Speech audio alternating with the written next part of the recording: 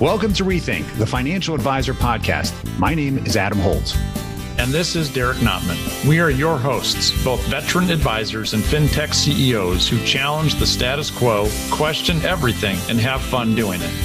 Hear honest commentary on the challenges facing advisors today. And be part of a community where we can all rethink the profession.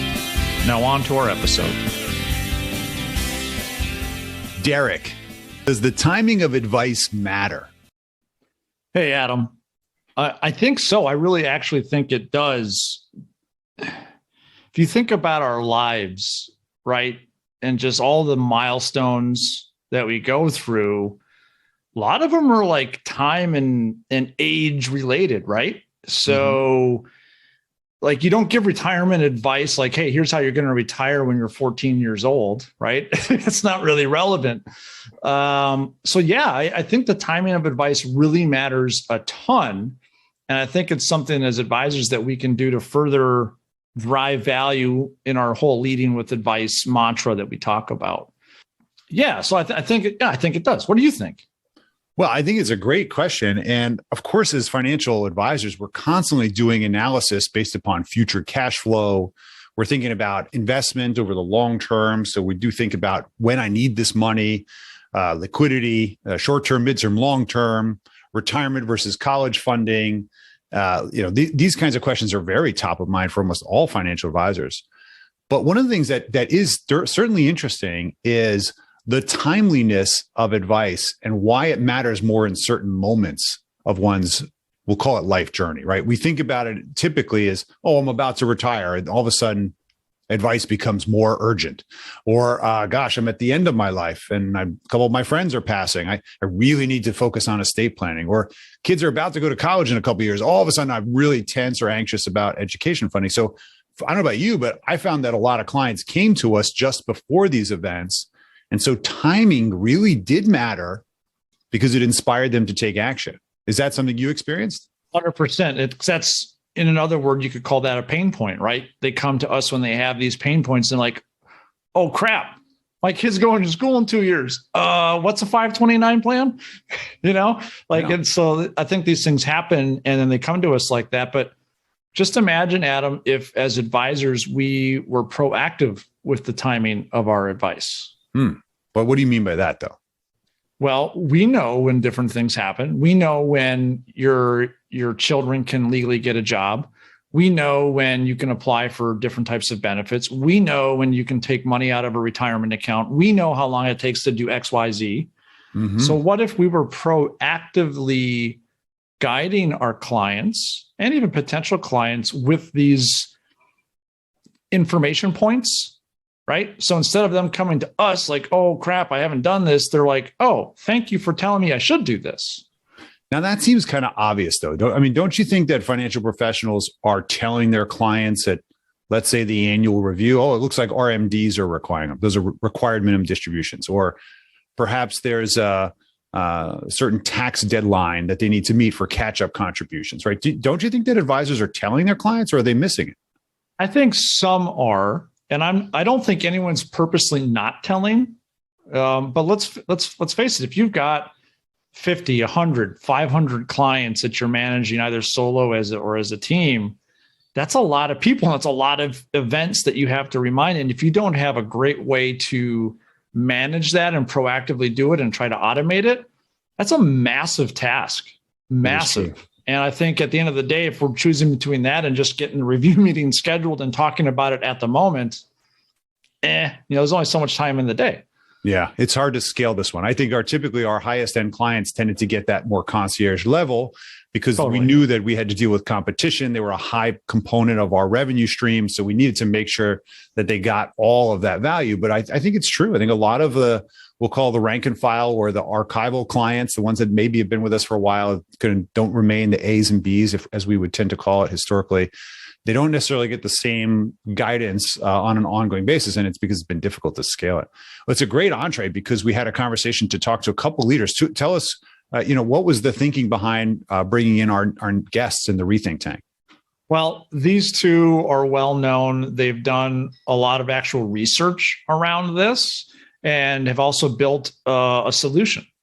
to automate and scale this issue. And I'm sure like we're going to talk about their solution a little bit, but I think like they're solving this main pain point of the timing of advice in a way that's never been solved before. So we've got two folks on today. Philipp Hecker, he is the CEO of Bento Engine and a co-founder. Awesome dude, Columbia University lecturer, former global head of strategy and business development at JP Morgan and Deutsche Bank. And he's also a first generation immigrant from Germany, which is pretty cool. Who's the other one, Adam? Why don't you introduce?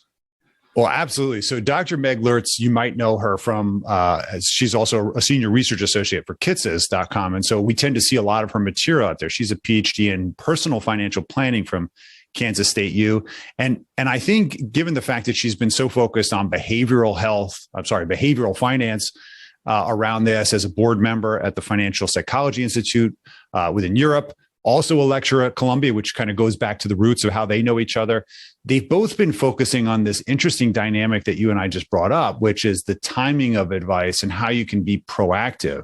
So this is a great opportunity for us to hear from them in our Rethink tank. As you all know, it was a great way for us to speed interview these individuals as to what they're thinking and what their unique perspective is and how we can, of course, use that. So stay tuned for how we actually wrap this up at the end of this interview. You ready, Derek? Do it. All right. So, Meg, you have a very interesting background, academic, consultative, done a lot of work in the area of personal finance and even financial therapy. What's your perspective or opinion of the financial advice market today? Well, I think our industry has come a long way, and I believe we're continuing to move forward. You know, more and more advisors are shifting away from selling products and towards the idea of leading with advice. And while I do believe a lot has been accomplished, we also have to recognize that there's still a lot to do. There's a lot that's still being left on the table.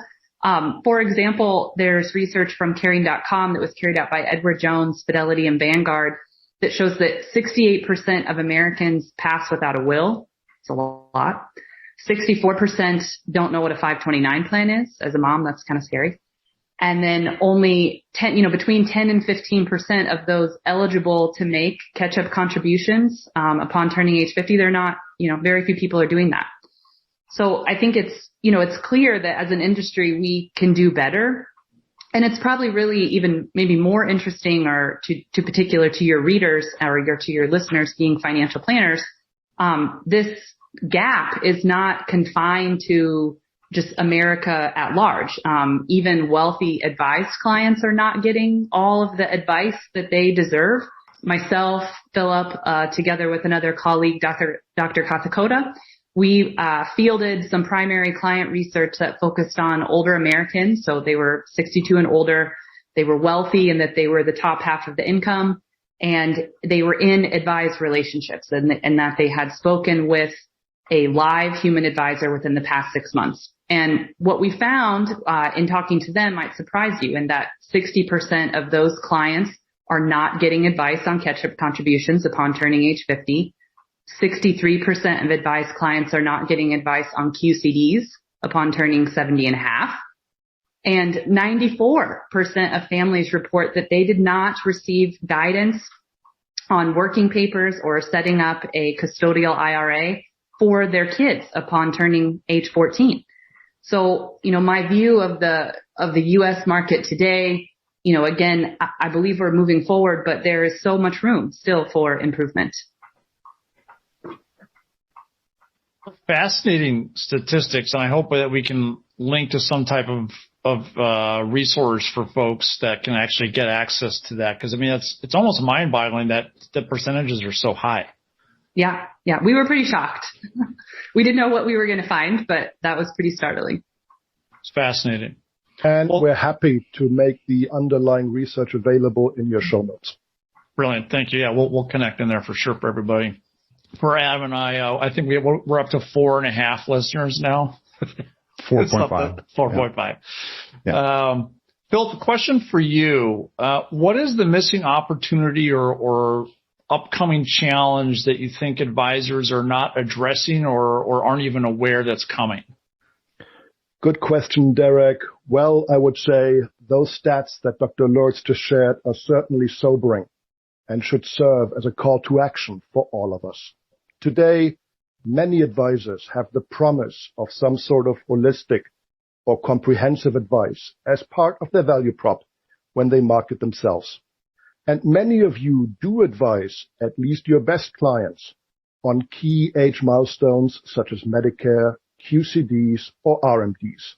But as we've just heard, not all of us are doing that important work for all of our clients. Now, let's reframe that advice gap into an opportunity. We would love for our audience to reflect about your very best client relationships. When you think about those relationships at the top of your book, my hunch is that you are in frequent touch with them and serve them on many, if not all, the advice needs that they have. Now, reflect honestly, if you will, on some relationships in the middle and even at the bottom of your books. Probably you do not engage with those clients as frequently or as meaningfully. The middle and bottom of your book is probably underserved and represents not only a risk for attrition, but also a major untapped revenue growth opportunity. And by the way, it is not only beneficial to lead with advice when serving your clients, you can use it effectively when prospecting as well. Think about it. From Meg, we have just learned how even advised clients are not always being advised. So perhaps when you have prospects in their late 40s, ask them if their current advisor has discussed catch-up contributions with them. And if you have prospects in their late 60s that are philanthropically inclined, perhaps you be the one to introduce them to the power of QCDs. Yes, leading with advice works in prospecting too. Well, Philipp, it really sounds like this challenge is an opportunity in disguise, maybe, right? So for advisors not leading with advice, not paying attention to this stuff, they've got major potential issues with their book of business. But if they just flip the mindset and start doing what you're saying, and Adam and I've talked about this tons of times about leading with advice, all of a sudden now this challenge becomes a massive opportunity.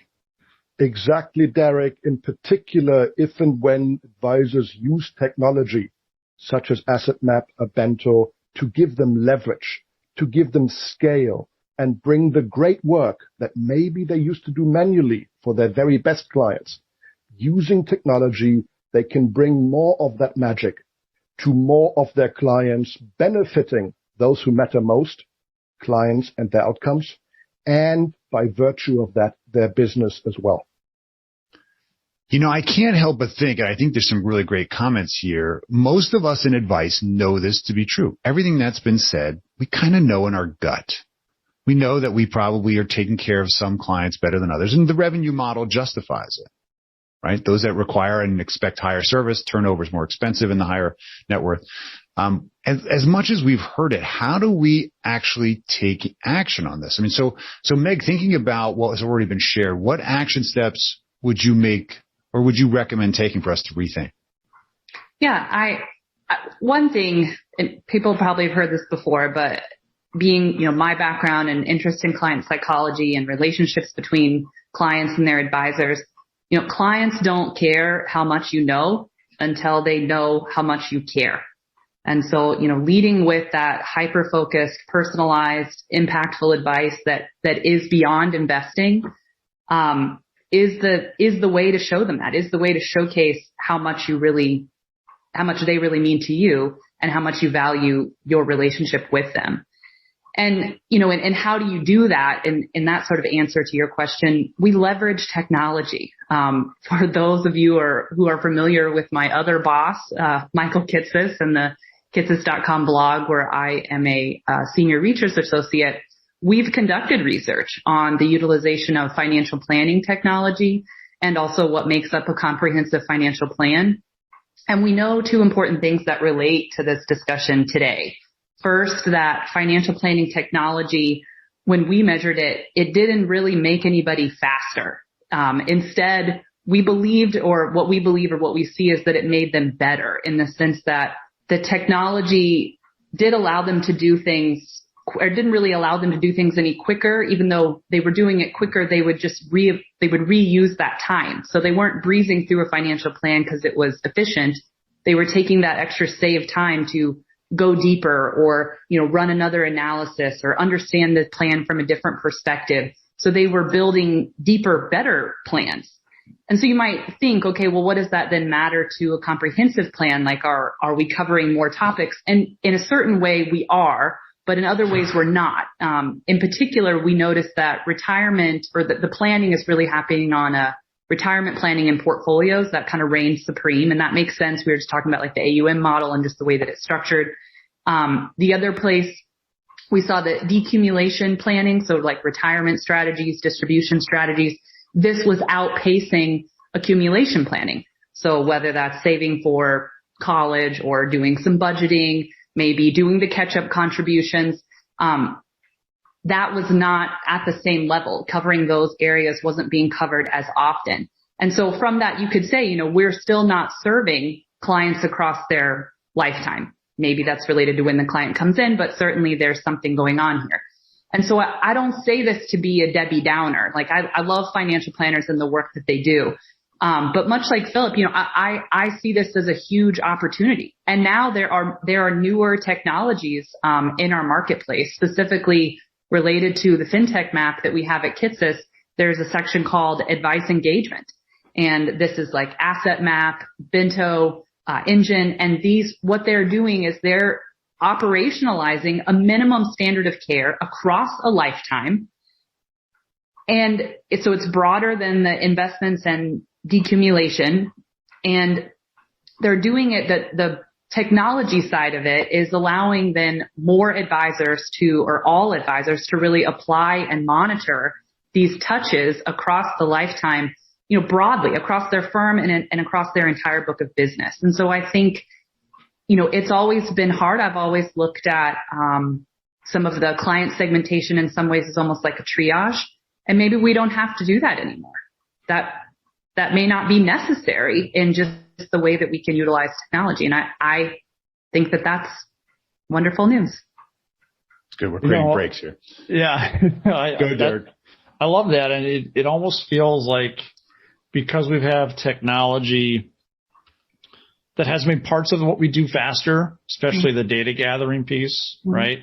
That is, you point out, now we can go deeper with more clients, provide more value, more advice, which leads to better outcomes like for people's lives. Yeah. I mean, not to get all wishy-washy, but that's kind of important, right? I mean, we're using our money to do really good things. I have told my students at more than one university, if cancer doesn't get you, longevity will, and the person you're going to want to know is a financial planner. So, love it. I love it. Great thing. It's incredibly important. Incredibly important. Yeah, that's great. We got the wheel spinning. All right. So Adam and I love controversy. So we love debate. You love controversy. I love debate. I like stirring the pot a little bit. Come on, it makes it interesting, right? I suspect that Philip, with the grin that he's got right now, this is right up his alley. So, Philip, Meg, is there anything that you think that our listeners need to hear? And we do welcome controversy here, so you can say things that are a little bit on the fringe if you like. But what should people be thinking about? What do you want to say? What's on your mind? Derek, great question. Let me throw not just one, but 4 nudges into your pot to stew about, all of us to reflect and contemplate. Number 1, a provocative question for you and our audience. And that is, can you call yourself a fiduciary and not proactively advise your clients and their family members on upcoming age milestones that matter? You all be the judge. Number 2, building on what Meg just shared, as our industry tries to evolve into a profession, we would like to raise the notion of a minimum standard of care. Is it perhaps time that we all agree on what holistic or comprehensive actually mean and entail? Can we all agree on a basic set of advice elements that we render at a minimum? That would go a long way in terms of becoming more transparent, more accountable, and building trust with those who matter most, our clients. Number 3, whenever you can, quantify the value of your advice. When you advise on making catch-up contributions or utilizing QCDs or leveraging triple tax advantaged HSAs, those are great opportunities to quantify and communicate in specific dollar terms the value that you create for your clients. You will literally earn your keep that way. And last not least, nudge number 4, connecting with the next gen. We all know the sobering statistics around how many G2ers switch advisors when G1 passes. And we all bemoan those facts. Yet, as we've heard from Meg, only 6% of clients say that we connected with them when their kids turned 14 around working papers. So, many advisors seem to be missing out on golden opportunities to connect early and constructively with the next gen. Let's engage the next gen at key age milestones that matter to them. For example, age 14, or explaining estate planning basics and the importance of a healthcare directive when they reach the age of majority. Leading with advice can and should apply to the whole client family. Well, I don't think you can get much more specific than those great 4 bullet points. Drop the mic. Drop the mic. Yep. I have to say, like, I love all of them, but that first one definitely, I mean, Adam, you and I have, debated this before. I like that one, and we'll have to get some more thought into that when we hash this out. No, that was great. And I'm just paying attention to the time because we're over, but we all have probably half-hour meetings. This was excellent. So we're going to cut it there. We're going to kind of cut that drop the mic thing. Is there anything else? No, food for thought as you do your contemplation. Yeah. When you look at things like the fiduciary oath and well-intentioned, things, they oftentimes have a mindset of, I promise not to. I promise not to. They protect against the downside. Maybe it's time to define fiduciary, not just in terms of downside protection, but upside realization. I commit to making you aware of all the tax-advantaged vehicles out there at your disposal. Do you know what I mean? Bring upside orientation into the definition of fiduciary as opposed to just protecting against the bad stuff. Now, that was a lot of really interesting stuff, Derek, don't you think? I loved it. Yeah, tons of thought-provoking points brought up. So give it to me. What really was standing out for you from that whole interview? Because now there's so much there. I know that advisors are thinking, gosh, I was so deep. We actually have already thought this out for you. So yeah. What's your got first? Some great takeaways. Go for it. I'm going to preface mine by saying this. Like, one of the things I started to realize during this interview in particular is that as advisors, we are responsible for a ton for our clients' lives.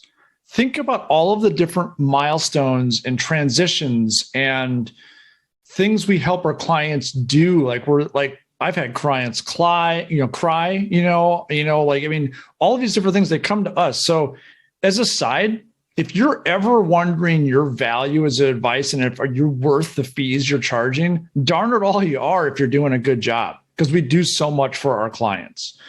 And I also realize that it seems overwhelming. Like, man, you're telling me I got to do this, I got to do that. I've only been in business 2 years. I can barely spell insurance. How am I supposed to do all this? The good thing is you'll get there, and there's a ton of tech out there to help automate a lot of this stuff. So don't let it get overwhelmed, fellow advisors. I know this can be tough, but there's a lot of support out there. There's a lot of tech to help you do this. Okay, now I'll give you my takeaways. Okay. After another tangent, or no? I'll just keep going. No, one more tangent. Yeah. One more tangent. So I think one of the big ones for me, if I really distill down what they're telling us here, is that the timing of advice is just as important as leading with that same advice. Okay, we have to make sure we are helping our clients with different age-related milestones that happen in their lives proactively. Be proactive. Mm-hmm. Second, show clients you care before you show how smart you are. But once you do, then you have to give them this amazing experience where they really see the value of your advice and so forth. And well, how do you show them you care? Just be you. Show that you understand them. Do that through your marketing efforts. All the stuff we've talked about with digital marketing, like that's your opportunity to show you care. And then show them how awesome you are with the tech that you're using and how smart you are. And then just to wrap all that up, use tech, use amazing processes to do all the other things I just told you to do, right? It's all there. It exists. So those are my big takeaways. There's a ton more there. Like we have to definitely link to the notes in this one for folks. There's a ton of resources here. Yeah, it's really true. I love the comments that they were making around, how do you call yourself a fiduciary and not be proactive? I thought that was really interesting that they said that because, we really haven't seen a true fiduciary standard of care. And I've got some thoughts about it. And I thought, Phil's last 4 bullets really made a lot of sense, right?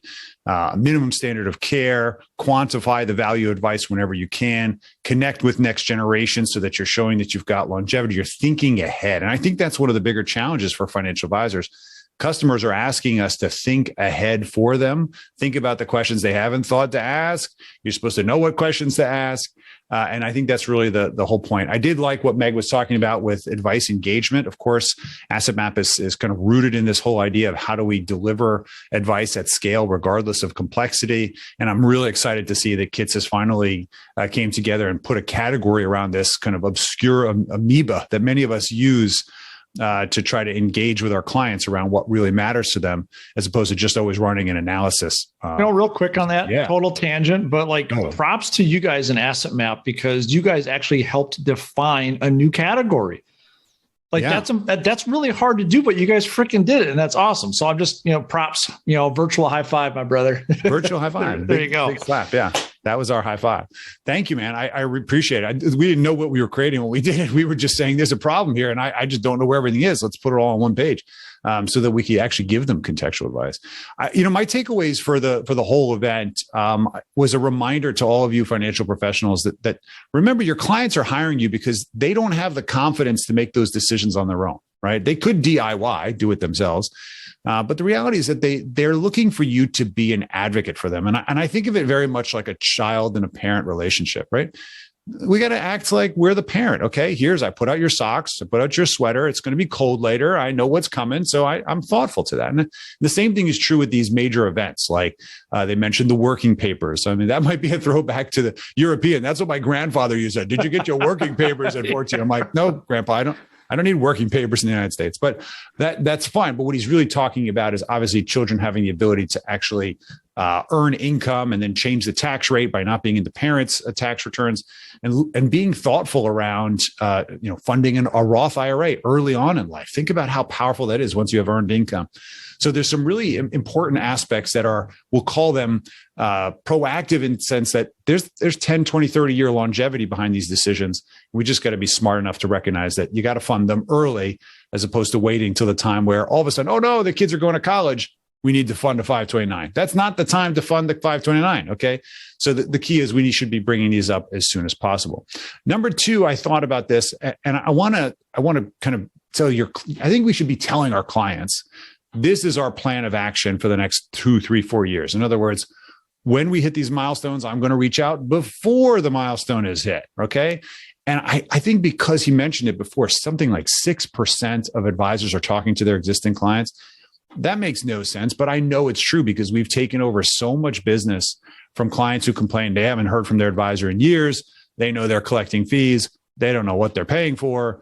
And you just don't want to be in this situation. So tell your prospects too, people who are prospective clients, how you're actually going to handle these problems. It'll give them a good feel for your attitude proactively. And the last comment I want to leave you is the following. If you believe there should be a fiduciary standard of care and it hasn't been created yet, it's time for you to write your own. Jerry Maguire was a great movie. It kind of talked to us about how, no, it wasn't a great movie. Derek doesn't like terrible. Okay, fine. Maybe it wasn't a great movie, but what I remembered from the movie was, why was it a bad movie? You know, like That's another podcast. That's another podcast. Is that a tangent? Wait, he's giving me the big thumbs down on the movie. This is like Siskel and Ebert. I'm like, this is a great movie. You're like, no, it's horrible. Well, here's what matters about that silly comment, right? The Jerry Maguire paper was that he stayed up all night and he basically wrote this.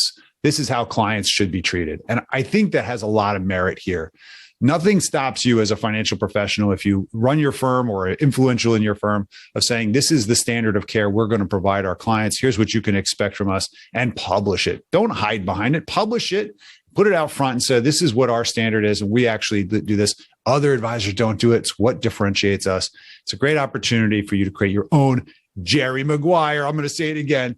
Jerry Maguire client standard of care. So that's my takeaway. Seems like it's got controversy behind it. There's your controversy, Derek. There it is. There it is. I love it. No, thanks, man. That's all great stuff. And for those of you who are wondering, like, I don't know how much we actually even said it, but Bento Engine, the software, it solves this problem for you guys, advisors. So if you don't know, go check them out. All right. It's true. Absolutely.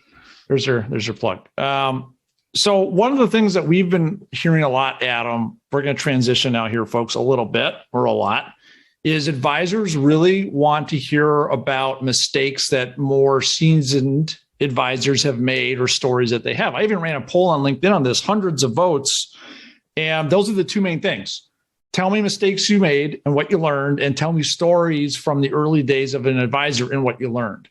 So we're going to share a couple more so you guys can get to know who the heck we are here. Adam, I'd love to hear what you want to share today. Well, it's funny. Sometimes we don't like talking about our failure moments, right? We've been blessed with a bunch of successes, and of course, you don't get here because they were all perfect.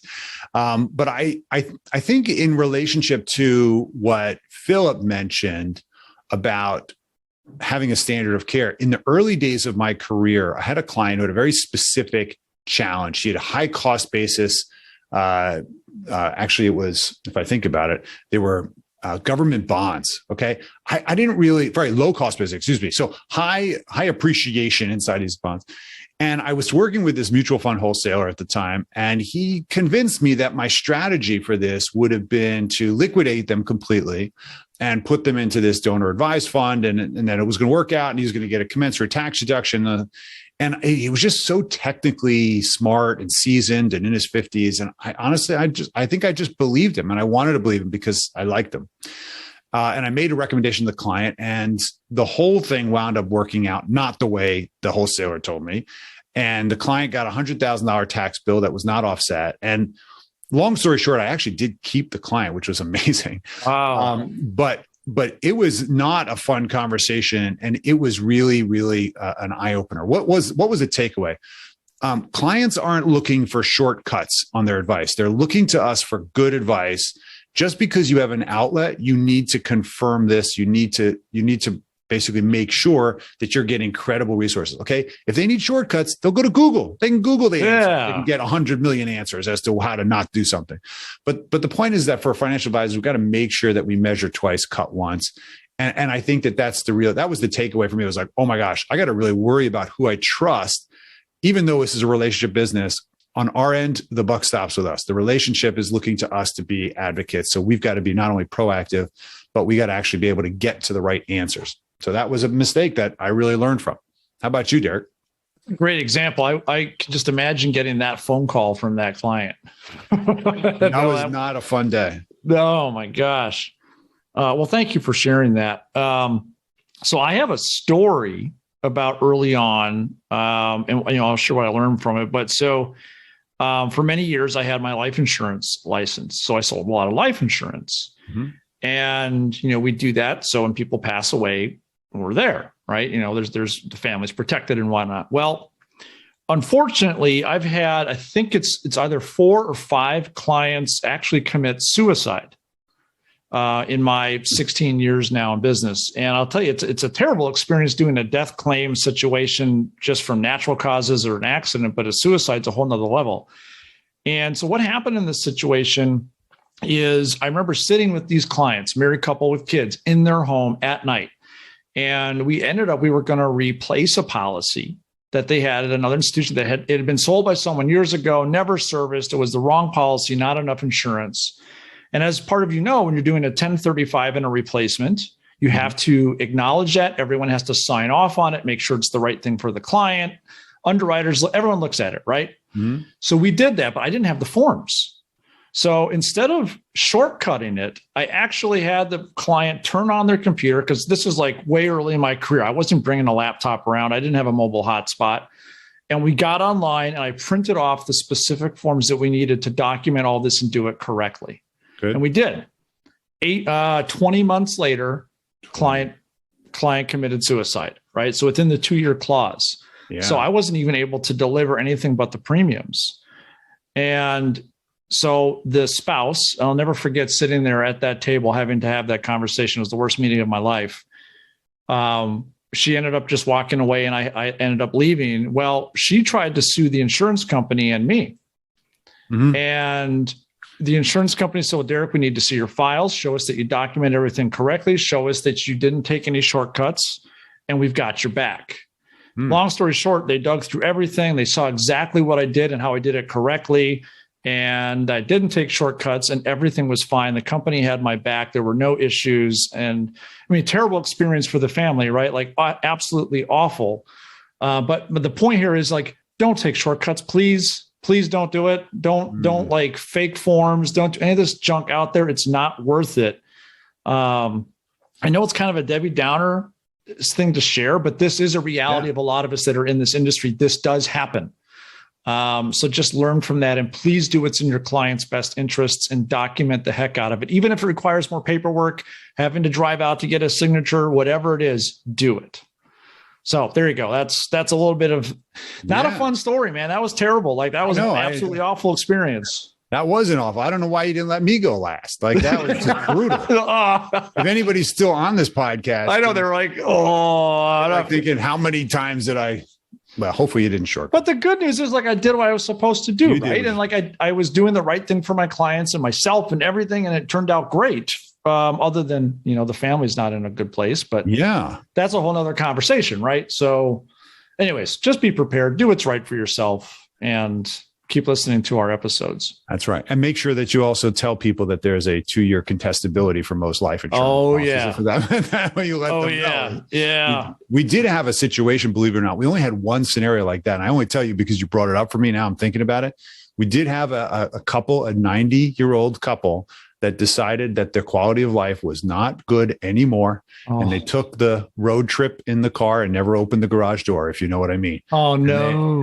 And their policies paid out a claim because they were seasoned. So, it just goes to show that, there are scenarios like this where people make their own life planning, if you will. And of course, all the paperwork was in order. So yeah, you're definitely right. Especially in that space, there's no room for error. But I think it's a great testament to also making sure we're doing the right things for people. Always. Anyway. Well, let's end this on like a lighter note. How are we gonna do that? You want to talk about Jerry Maguire again? Yeah, Jerry Maguire and how it's a terrible movie. Not sure why it's a terrible movie though. You complete me. I mean, come on. Like, does it ever get any more? What, you've never said that? No, that's total cheese ball. You don't tell your clients you complete me? What kind of proactive advisor are you? If you are thinking of working with Adam right now, maybe reconsider if he pulls the Jerry Maguire line on you. Wait, you had me at hello. No. Come on. How many? We can make memes. Show me the money. Come on. That's right. Show me the money. You're telling me a movie with at least 3 memorable quotes is not a great movie? Okay. That's fine with me. All right. Well, hopefully you guys thought that was funny. Please do us a favor. Make sure not only do you share this podcast with your friends, subscribe to the podcast, but forward it and ask your clients and your friends whether they think that's true. Was Jerry Maguire a good movie? Yeah. I want to know. I want to poll on this one now. Get a poll on it for sure.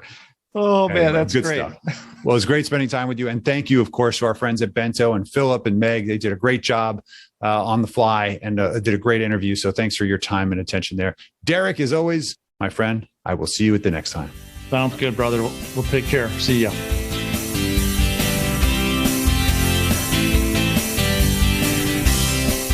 Thank you for listening to Rethink, the Financial Advisor Podcast with Holt and Notman.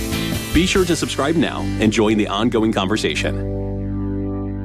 The information covered and posted represents the views and opinions of the guest and does not necessarily represent the views or opinions of Asset Map or Connector. The content has been made available for informational and educational purposes only